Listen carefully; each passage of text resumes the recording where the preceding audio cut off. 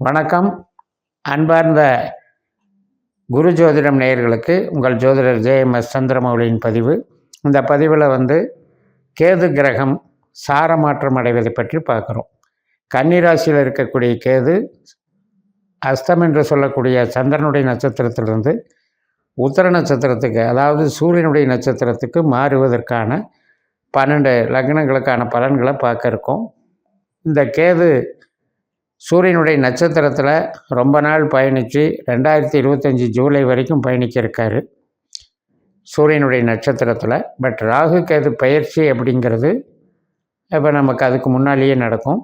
நாம் இந்த பதிவில் ஒரு மாதத்துக்கான பலனை ஜனவரி 1 வரைக்கும் உத்தர 4ஆம் பாகத்தில் இருக்கிறத மட்டும் நம்ம பார்க்கப்போம். இந்த பதிவு கும்ப லக்ன அன்பர்களுக்கு கேதுவனுடைய சாரமாற்றம் பற்றி பார்ப்போம். கும்பத்துக்கு 8ல் கேது படாத பாடுபட்டுக்கிட்டு இருக்கோம் அப்படிங்கிறது நிறைய பேர் சொல்லுவீங்க. 8ஆம் இடத்துல கேது இருக்கிறதுனால மட்டுமே நமக்கு அந்த 1.5 வருஷ அந்த 18 மாத காலமுமே நமக்கு பாதிப்பை கொடுப்பாருன்னு இருக்கக்கூடாது.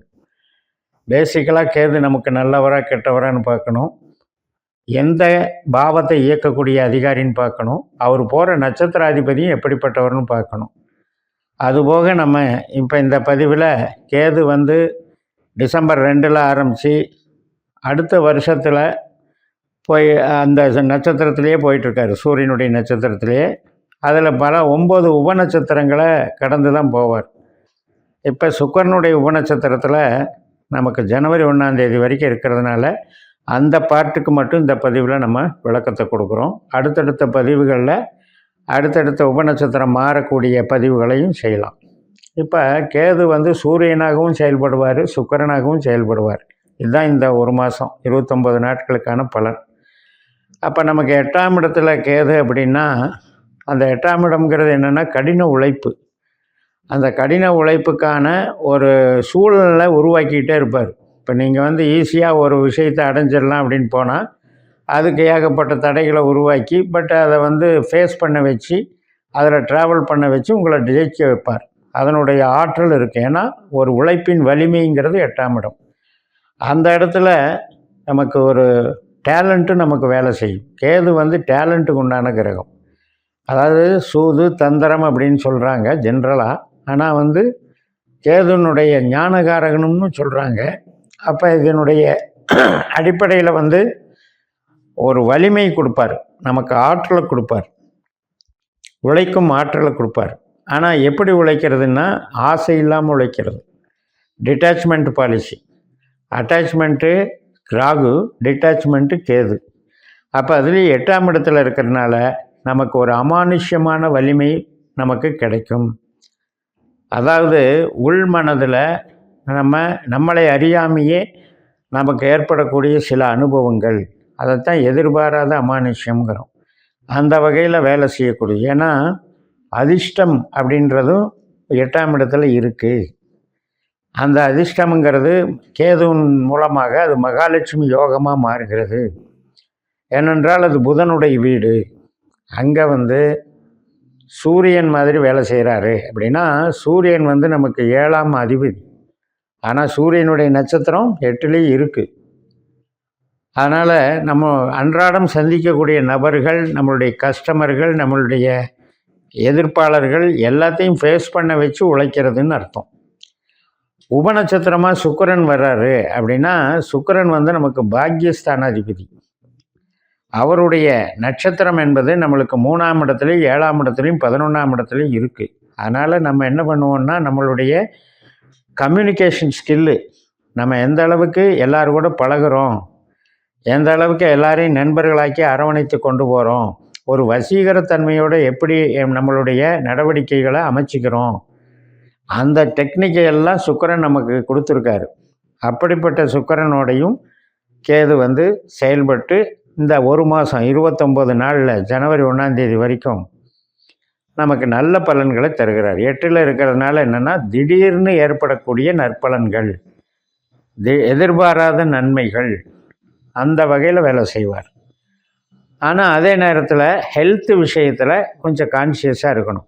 இப்போ நான் சொல்லிகிட்டு இருக்கிற பலன் எல்லாமே கேது திசையோ சூரிய திசையோ சுக்கிர திசையோ அல்லது புத்தி அந்தரங்க சூட்சுமங்களோ நடக்கிறவங்களுக்கு பொருந்தும். எல்லாரும் எல்லாத்துலேயும் போட்டு குழப்பிக்க வேண்டியதில்லை. அப்போ இந்த காலகட்டத்துக்கு இந்த கேது வந்து ஒரு எதிர்பாராத நன்மைகளை வழங்குற மாதிரி நம்ம ஜாதகத்தில் அவருக்கு பொட்டன்ஷியல் இருக்கான்றது நீங்கள் பார்த்துக்கணும்.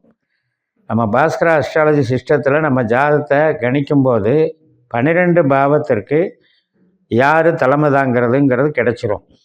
அப்போ நமக்கு கேது வந்து 8ஆம் பாவத்துக்கும் 12ஆம் பாவத்துக்கும் தொடர்புடையவராக வந்தால்தான் இந்த 8ங்கிறத நஷ்டம், கஷ்டம், வலி, வேதனைங்கிற பிரச்சனையை செய்வார்.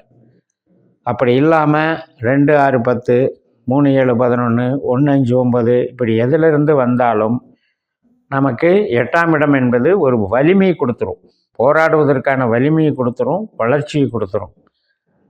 இப்போ கணவன் மனைவி உறவு அப்படின்னு எடுக்கும்போது நமக்கு 8ஆம் இடம் அப்படின்னு சொன்னால் அது 7ஆம் வீட்டுக்கு 2ஆம் இடம். அப்போ 7ஆம் இடம் நமக்கு லைஃப் பார்ட்னர் கணவன் அல்லது மனைவிக்கு வாய் பேசுகிற இடம்னு அர்த்தம். அவங்களுடைய வாக்கு ஸ்தானம் அல்லது அவங்களுக்கு கிடைக்கக்கூடிய சேமிப்பு ஸ்தானம். இப்போ கணவன் காசு கொடுத்து செலவு செஞ்சு ஒரு அன்பளிப்பு வாங்கி தர்றாங்கன்னா, அந்த ஒரு ஆபரணம் வாங்கி தர்றாங்கன்னா அந்த மனைவிக்கு வந்து அது ஆபரணமாக போயிடுது. அப்போ இவருக்கு 8, அவங்களுக்கு 2, அவங்களுக்கு ஒரு பொருள் சேர்க்கை. அப்படிப்பட்ட ஒரு அமைப்பில் இது வேலை செய்யும். அடிப்படையில் ஒரு கெட்ட கேது நமக்கு அமைஞ்சிருச்சு, நம்ம ஜனனஜாதத்தில் 8, 12 தொடர்பு அப்படின்னா அந்த திசாபுத்தி தொடர்புகளில் வரும்பொழுது நமக்கு வியாதிகள் சம்மந்தப்பட்டது, திடீர்னு வரக்கூடிய வியாதிகள்னு சொல்கிறாங்கல்ல இன்றைக்கி, சில கட்டிகள், குடல் சம்மந்தப்பட்ட உபாதைகள், chemical allergy, chemical reaction, ulcer மாதிரி சில குடல் சம்மந்தப்பட்ட எரிச்சல்கள்.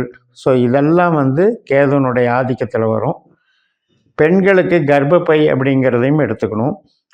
அது மாதிரி அடி வயிறு சம்மந்தப்பட்ட உபாதைகளையும் கொடுக்கும். இப்போ இதெல்லாம் நம்ம கணக்கில் எடுத்து நம்ம ஜனனஜாதத்தில் நோய்க்கோ அல்லது 8ஆம் இடத்துக்கோ 12ஆம் இடத்துக்கோ சம்மந்தப்பட்ட அந்த மாதிரி நபர்களுக்கு மட்டும் சிகிச்சைகள் வரும்.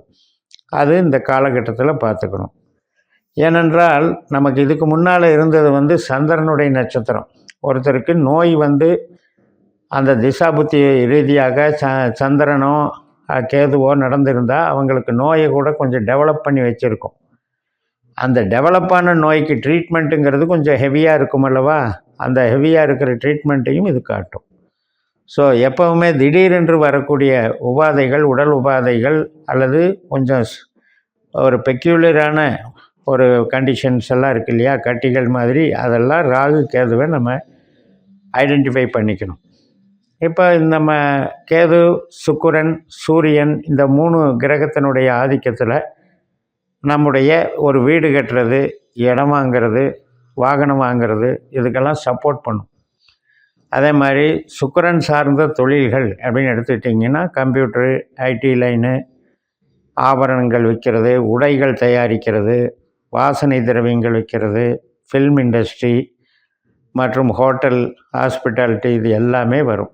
இப்போ நர்ஸாக வேலை பார்க்குறோம் அப்படின்னா இந்த காலகட்டத்தில் நம்மளுடைய சர்வீஸுக்கு ஒரு அங்கீகாரம் கிடைக்கும், நல்ல ஒரு அமைப்பு கிடைக்கும்.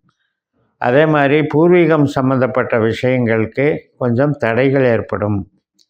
பூர்வீகம் சார்ந்த விஷயங்கள் நமக்கு இப்போ ஈடுபடுவதற்கு தகுந்த நேரம் அல்ல. 8ஆம் இடம் அப்படின்னாலே 9ஆம் இடத்துக்கு அது வந்து நெகட்டிவ். அப்போ வெளிநாடு தொடர்பு அல்லது நம்ம ஒரு மேல் படிப்பு படிக்கலான்னு நினைக்கிறது, இந்த விஷயத்துக்கெல்லாம் கொஞ்சம் சாதகமாக இருக்காது. ஆனால் வீடு கட்டுறது, இடம் வாங்குறது, வீட்டுக்கான தேவைகள், பொருட்கள், இன்டீரியர் டெக்கரேஷன் பண்ணுறது, இதுக்கு எல்லாமே சப்போர்ட்டாக இருக்கும். ரியல் எஸ்டேட்டுக்கும் நல்லாயிருக்கும், விவசாயத்துக்கும் நல்லாயிருக்கும். அனைத்து தொழில் பலங்களும் இந்த இந்த கேதுவனுடைய சூரிய சாரம் நமக்கு ஏற்றுக் கொடுக்கும்.